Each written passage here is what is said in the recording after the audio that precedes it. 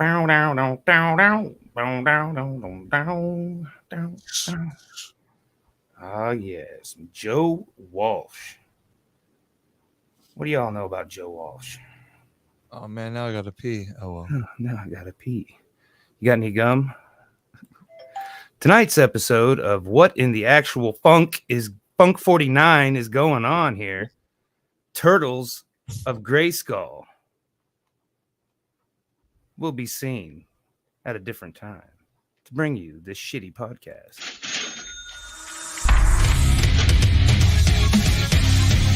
Welcome to For Music Lovers Only, a podcast where each host makes a top 5 list of their favorite songs we use a new topic.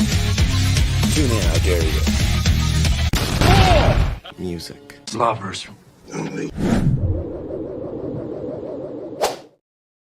What is up, everybody? How are you doing, Casey? Mr. Coach, and AL, which stands for Al. It was Al Bundy's picture behind me now. Al you walked Bundy. away and I switched it. And it was you switching up Skin Man. I was gonna give Bucket Skin Man a huge shout out. I know he's back there still. He was in for some reason he's feeling camera shy tonight, so he pulled Al's picture in front of him, and so Al Bundy's hanging out with us tonight. I get it.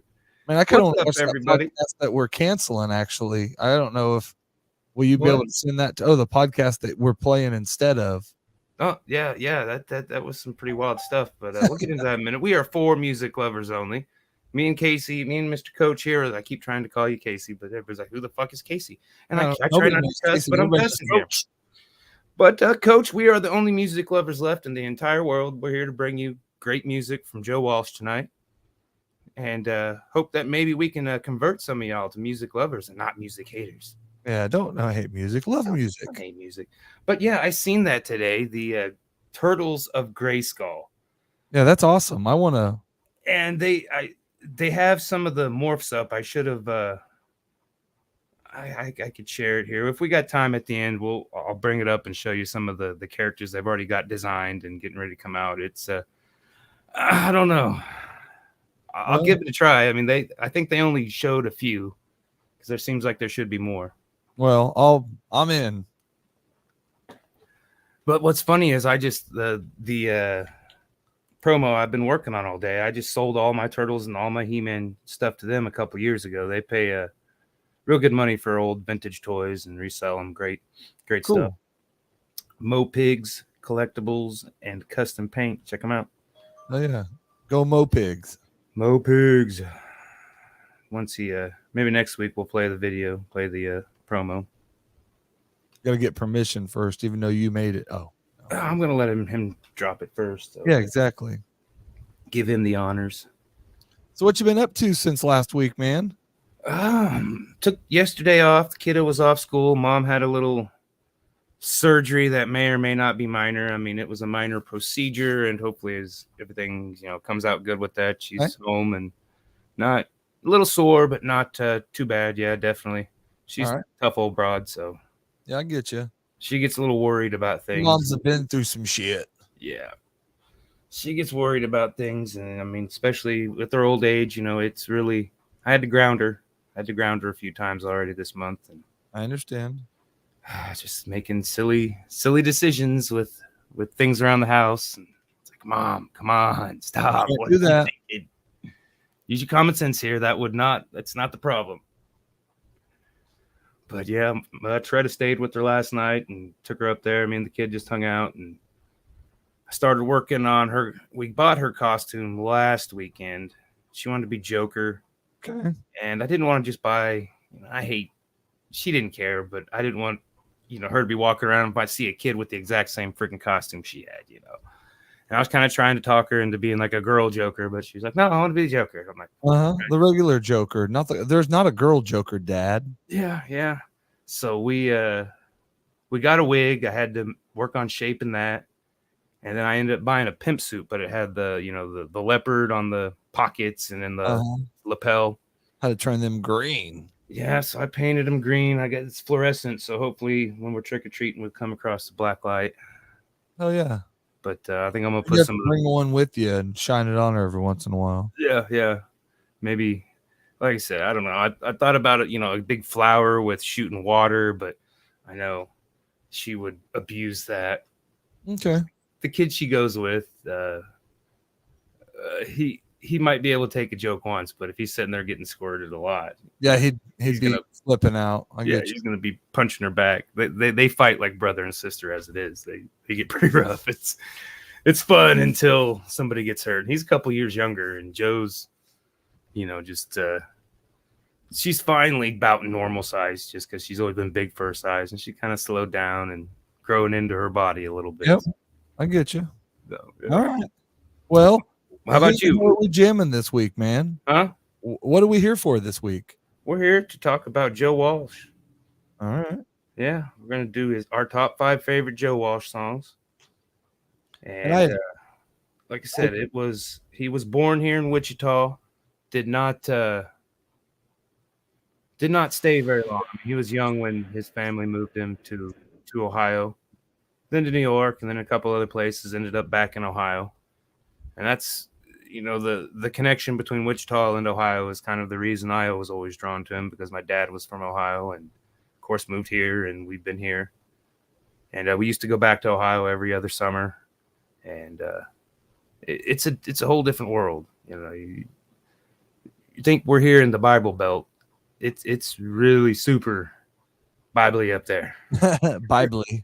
Oh man, it's Bible-y country. Yeah. Oh, man. All right. Amish, really thick with the Amish and the apples. Well, I had text you or messaged you or whatever. It admitted, I guess I didn't know how big of a Joe Walsh fan I was. You gave me this assignment on Wednesday or something like that, and I started doing some research, and you know a lot of, or a bunch of the stuff. Then you start going like, holy shit, like until you a like lot of songs that I really like, and new ones, songs that I didn't know I like. And like I said, you said your dad was an Eagles fan, and mine may have or may have not been, but I don't think he was a big one, because I knew who his big bands were. And it was, we jammed that shit. I remember driving down the road to the rock stations and listening to, the top 4 or 5 that were the radio ones. But, it wasn't until high school or a little later on, or, that I found more of his stuff, Yeah, I don't think my dad hated any band. I think he loved. I mean, they always have ones that are, like what I said. I don't think my dad hated him, but he just always had more favorites. Yeah, he was into a lot of things. I remember it came to a point where I was turning him on to music, and that was cool. That was like the biggest accolade, biggest bond for me and my dad was when he was like, "Oh wow, I like that," and I was like, payback, yes. But yeah, you want to go first with your big pile of Joe Walsh songs? I mean, like I said, until you put it into and sit there and look at all of the stuff he's done, because the 70s, he was a busy mofo. Well, and like with me, I tried, as always, there's always the best songs, the ones that you are the most famous or whatever, but I tried to kind of go to the ones that were maybe my more favorites of the favorites. And with Petty, or whatever, I was able to pull some more obscure ones, and a lot of times we can, but some of these are more obscure, or not even know. There's not a lot of his that are obscure, but you know what I mean. There was a lot of stuff that probably didn't see much love or the light of day. But most of my, or 1 or 2 of mine are, a radio song or a movie song, or you know what I mean. So yeah. Anyways, number 5 of mine was one of his a newer one from the Analog Man album, and it was One Day at a Time. Yeah. And it was it was right after he got sober, and I remember the first time I heard that one, it was his concert version, and he said, this song got written because I gave up my best friend. Yeah. Vodka. And then everybody kind of laughs, and he goes, "Oh, that, it's funny." And then it goes into the song, and so it's pretty damn good song. I think, like I said, almost every interview after he got sober, a good portion of it was talking about him being sober. I wonder if he got tired of talking about it, or if he was always the one that was talking about it. That's hard to know. Yeah, I didn't like usual, I probably didn't do as many articles as you. I read a bunch of stuff, but a bunch of it was the older stuff when he was partying. Yeah. So, well, I mean, I've been really, really digging interviews just because you get to hear it from their own voice, you know what I mean? So I've been really enjoying the interviews. Oh yeah, I need to do more of it. I need to come out here in the studio and just sit out here and do it, or just when I'm watching on my phone instead of watching, Taking a poop. Yeah. Well, just hell, when we're sitting there watching TV, half the time I'm watching my phone instead of watching dumb videos or whatever, listening to podcasts. I need to listen to some more interviews or listen to some podcasts that have some of those guys on them. Yeah. Yeah. And that's what I've been trying to do, is get more, on my show. And I think we're trying to do it on here, is get more musicians to do the show, to have that kind of inside view, and maybe do a little bit of an interview / get their songs from them while we're doing it, Definitely. So my number 4 was from So What, 1974. It's Falling Down. Good one. Which, man, that song, I didn't actually look into what the kind of the meaning behind that song was, but I did just, when you listen to that song, just, making no deposit, no return, making the same mistakes we never learn, all of those faces trying to show concern, just starts right. It just, I don't know, good song, man. Yeah. So. Deep, a little deeper than, I think all of them were deep. They were, just so simple. Yeah, some were just party. I don't know about party songs, but we're just jamming it out songs, and some were, there's really something going on there when he wrote that one, Yeah. So good song. Number 3, from There Goes the Neighborhood, 1981, and this is probably one of the ones that'll go into the more famous ones, but it's Life of Illusion. You bastard. Yeah. I'm sorry. Oh, I'm still using it. Well, okay. We don't have to play by them rules. Yeah, I knew that one was gonna be one, but man, that song's just another one like that, dude. It's like deep as shit, but also the guitar in that one is insane. Like, I don't know. It takes you on a journey, from beginning to end, and then if you don't walk away from listening to it, feeling like whoa, a little. At one point, I did have that song as my number 2, and could have been even 1, but just because it was maybe, and again, that's not a radio song. I mean, I don't know if I've ever heard that song on the radio, maybe, but not that I can't remember where I first listened to it. So yeah, I don't know, but I don't know that I've ever, maybe back in the day it was a radio song, but it's not one of his ones that even today that they, on the oldie station or whatever that they play, it's one of the top 10 songs or whatever, so, but I did notice when I watched a video of that one, how many views and it's like, okay, well, that one is a little more famous than I thought. I always thought it was one of my obscure secret songs. So number 2, which is just a funky song, and it's from You Bought It, You Name It, Space Age Whiz Kids. Man, it's just a funky song all the way through, and talking about driving his Chevy, and it's like I don't know, man, like just a fun. There's another one that almost made my list on that one. What is it? ILBT. Yep. Yep. No, I hope that wasn't your number 1, but nope, that's not on there. That's okay. That's a great song for what it is and the story behind it. It was to the point. What year did that album come out?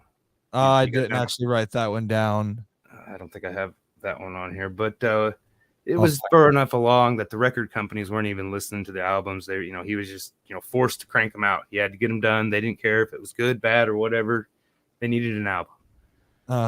So he, did the name the way he did it, and put it at, like the back of the, the back of the list or in the middle somewhere, and then sent the stuff off to the record company. Record company's like, yep, stamped it, approved, and sent it out. Yep. And then 3 months after it got released, they were like, oh, wait, what? You can't do that. And he's like, well, you should have listened to the album, no shit, before you released it 3 months ago. It was 1983, by the way. Yeah.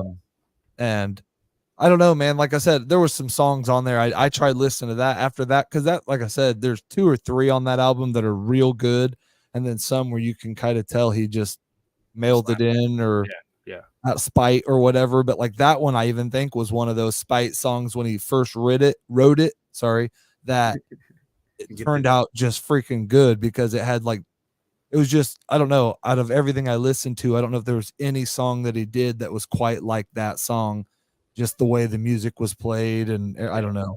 Yeah. So kick-ass song, and I didn't even, I guess, realize how much I liked it until recently, and I've listened to it about 15 times. So my number one's probably I don't know if it's a top 5, but for sure a top 10, and it was from James Gang Rides Again, and it was used in such movies as Rounders, Detroit Rock City, Joe Dirt, the Dogtown and Z Boys freaking documentary. And was just to me the song that probably got me into him, which is why I don't care if it's a top song. I mean, it is a top song because it's one of my favorites, but Funk number 49.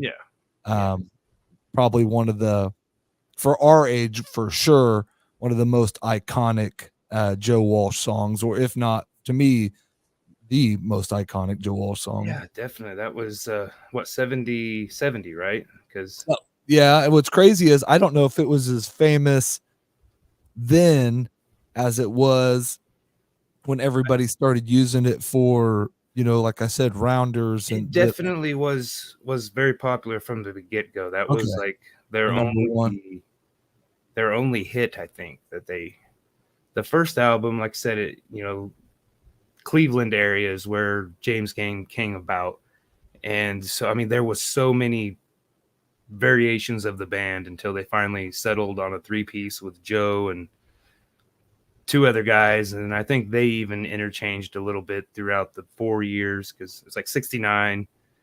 And the first album basically was just playing cover songs. And then, they didn't have any cover songs on it before they recorded it. They were just playing cover songs, and in the middle they'd be jamming out, just some weird shit, and they'd go, okay, they mental note that, and that's kind of how the name Funk 49 came. Because they were just writing them down in notes, and that was a riff that they came up with at that time. Let's go back to this and explore it later. And like I said, that came on their second album, which gave them a hit song, and then they did one more album, Thirds, with Joe Walsh. They kept going on after Joe left to go be with the Eagles.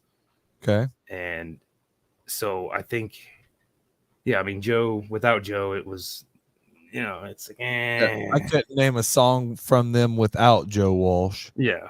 I mean, I couldn't name very many of the, even with him, James Gang, except for like the Funk 49, and there's like Ashton, a shit ton park or something like that. I think it's a real funky one, and I think it's on their first album, I believe. Your album. But yeah, good list. I put on there, like I said,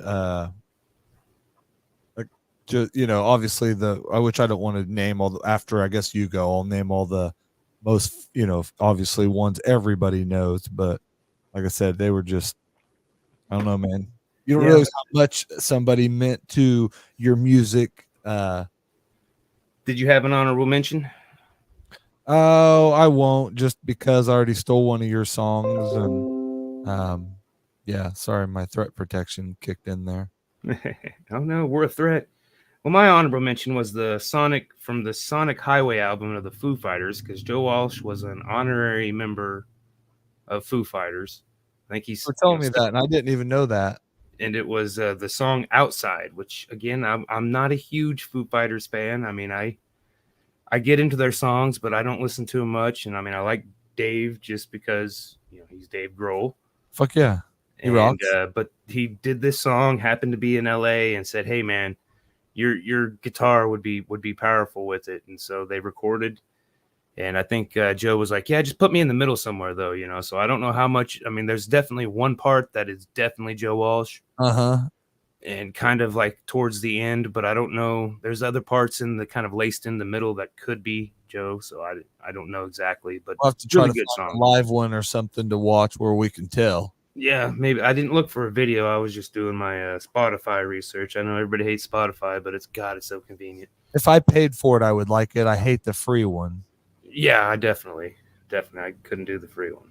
I do, and it sucks. For podcasts, it's fine, but for fucking music, it sucks. Yeah.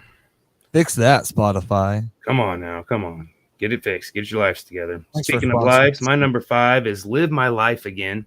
That was James Gang. That was 71. So that was that was Rides Again. 71.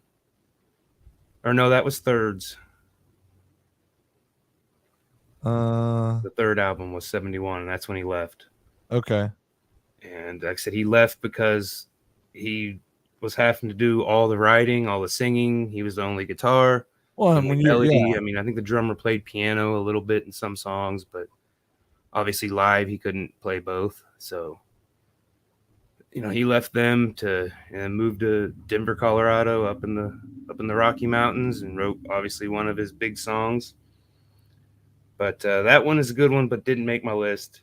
Okay. Number 4 is Slow Dancing off of the Confessor album, which is a kick-ass album. It's kind of dark, It's got a lot of darker guitars and darker lyrics and stuff. But which is up your alley. Oh yeah, definitely.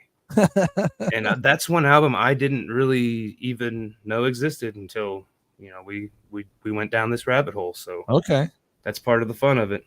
Fuck yeah, man. Number 3, like I said, Dad was, like I said, I don't know if he was a huge fan. He had albums, but he enjoyed the Eagles for sure. And that's another band that you don't realize how many songs they have that you like. You're like, oh crap. Holy shit. That's what I said. I clicked on that, man. And it's just, you just go down 20 songs looking for an obscure song. You know what I mean? Yeah. Like, it's like crazy. Well, Joe, when he went to Denver, he started his solo album with, had Rocky Mountain Way. Yep. And which he always did with them too, so it kind of became an Eagles song, there was a few that probably got overlaced that I think both get credit for. Yeah. There was one that had an interesting story. It didn't make my list, but like I said, he was busy. He had 69 through 71 was James Gang. James Gang, he was, they were playing with who was it? They played with Keith Moon. Keith Moon is kind of where they were over in England, I think, doing a thing. And Keith Moon took him under his wing, and he became his mentor for that tour. And I hate to throw Milligan on the bus, but he was kind of like a Milligan. Okay. Bonham just, crazy, just kind of what was God dang, it's gonna bug me. Anyways, but took him under I couldn't think of a movie that had a cliff in it. It was Zach in your head, and I have no clue, man. Oh yeah, I can't think of it. But anyway, this character was very. Let's party, And once he, you made eye contact with him, you were his buddy, and you were partying. No matter what, you're gonna die. There's a good chance you're gonna die. And so that's how. That was me and you partying growing up. Yeah. Milligan definitely took over when we started partying again. Oh, I missed him, man. He was one of my man. Me and him worked at McDonald's together when I was like 15 or 16. Yeah. I think I was the first one that brought him into the group. Yeah. Man, he was a crazy cat, man. Oh man, yeah. Like I met him right after the cancer got killed up, all the chemo and stuff. So he was just growing his hair back is when. Yeah, he was dating Jessica Lewis, and we all worked at fucking McDonald's. We were getting in trouble and doing bad stuff we shouldn't been doing. At work and having a blast. Man, it was fun. Oh yeah. All right. But that goes along with Life in the Fast Lane, which is my number 3. Fuck yeah, man. And like I said, that was his the Eagles' Joe Walsh song. And like I said, he learned all the partying, the hotel trashing and stuff from Keith Moon Keith Moon. I said Bonham earlier, but Keith Moon is the Who drummer. Uh-huh. So Keith Moon, which was, still an insane character, of just partying and insanity, trashing hotel rooms. Yeah, all those guys. you can't deny that lick when it kicks in. I can't play right. Oh yeah. Yeah. Life in the Fast Lane. My number 2 is maybe a little more obscure. This was his first solo album, Barnstorm and Turn to Stone. Oh man, I listened to that today, dude. Yeah. And it's real good. Yeah. And that might have been one of my honorable mentions if I would have had one. I think it was, if I remember right, it was kind of about Nixon and then kind of how everybody, you know, all the government, the politicians turned their back on Vietnam. Yep. Is I think that's what he said it was about. That was on that article. I read that one because I think that was actually where it was at when you sent it to me. So I knew that was going to be one of the songs on your list. No. And then my number 1, like you said, Life of Illusion, which, you know, it's for me, definitely, it is hard to, you know, I mean, once you go down the rabbit hole, you can't unsee things. And I mean, right, wrong, or indifferent, you know, I've put the glasses on, so I see the world a different way. A lot of people think I'm an idiot, but, you know, hey, there's Joe Walsh here in 81 saying that, no, I'm not an idiot. It's been this fuck since the beginning. So, Yep. Man, you're okay. Just do your thing. Just stay on your path, man. You'll be okay. Life's got a plan for you, man. Yeah, dude, that song. That's what I said. My wife even's like, what's that? You know, I don't think she'd ever heard it. And, you know, she's not a, you know, anti-rock and roll, but not a big rock and roll person. Yeah. And she was sitting out there this morning with me while I was doing research. And, you know, I'd played that one jamming home the other night at work. And, you know, kind of forgot that was one of those ones I had on one of my mixtapes when I was, you know, 20 or 18 or 19 or whatever. So, yeah. And I mean, obviously, like for me, you know, ordinary average guy. I mean, just the fucking rip on that. And, you know, obviously you said Rocky Mountain Way earlier and Life's Been Good to Me So Far. Take It Easy. I mean, like they're just, you could go down 1,000 ones and you know, if you hit best of and play, you could get 25 songs into Joe Walsh shit before you would want to skip one. You know what I mean? So, well, what was I don't know if there's a lot of other artists, honestly, out there that you could probably see. I mean, there's 10 or less that you could say that about to me. I mean, there's people that have their favorite bands, you know, that could do that. But I mean, what I'm saying, I just, like I said, I could go a long ways down and there's not a ton of even bands I like. There's songs that I don't like, you know, so we did a show on that one time. Life's Been Good to Me. I think that when they were picking around, I can't remember. But they were picking around and he kind of wrote the lyrics and he didn't like them. So he was going to change them.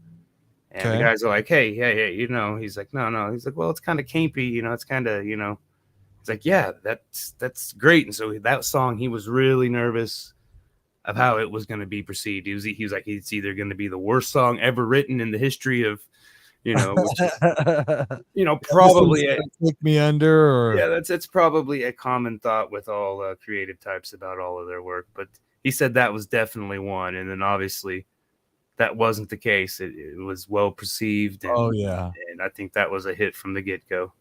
That's what I said, man. I don't know. And another one I didn't. I mean, I knew the song. I think it's this was one that the Eagles had redone because In the City. Yep, that was supposed to be on The Warriors. Okay, remember the movie The Warriors, which you know, up until a couple years ago, everybody forgot about, and then now it's kind of cult classic. Then hit the pop scene, you know, the culture, and so it's been. But it was not a well received movie, and got no love. But he was friends with a guy, some director or somebody involved with it. And he's like, I want you to write this song.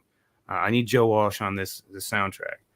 And so Joe, kind of wrote the music for it. And then they both sat down reading the script and wrote the lyrics. And so they, the movie came out. They put it on the soundtrack. It was a great fucking song, but got no love because it was only on that soundtrack. So the Eagles got together, which, I mean, Eagles, all of them are very talented. But I mean, I'm biased to Joe. So I think with Joe, they're better. Yeah, I don't think they could be the Eagles without Joe. No, and so they had some good. Yeah, I don't. Like I said, Joe. Yeah, I don't. Like I said, I don't I don't even consider one without the other. Yeah. Yeah, So- and I think that was one of the main driving forces for him to finally get sober. Is they reunited like in the 80s or something? Because didn't they kick him out? They just kind of quit. They didn't really break up. They just kind of quit. Is the way they toured all like say it. Mother effer for a while, man. Oh, well, yeah. And I mean, he had kind of realized that it was the end, and this all came about, and so he was like, "Okay, I'm gonna quit." And so, I mean, well, if they ever come close, me and you got to figure out. Of course, God, I don't know how much that money's would be, but go to a concert, man, because I hear one of the radio stations I listen to, the dude talks about going to the concerts all the time, and I'm like, what a loser! You've been to 15, and now I'm like, fuck, man, I want to go to one. Like, I don't realize how bad I want to go to a Eagles concert. I don't remember if they're done playing or getting ready to be done playing, but I think they did like a live album just pretty recently, I think. Okay. All right. So we get another until they start dropping, we get a little bit longer of them. Yeah. Just start emailing them. All right. Well, I appreciate you coming on. Thank you. Great list. Awesome. Yours too, man. I had a blast like always. Yeah. And so we'll come up with something for next week and play it by ear. If we're gonna be pre-recording or whatever, we'll figure it out. And yeah, we'll get together and get something planned, man. Yeah. Thanks for tuning in, Jana. She said she loved that movie. How recently did you watch it though? I'll get with you after the show though. Have a good night.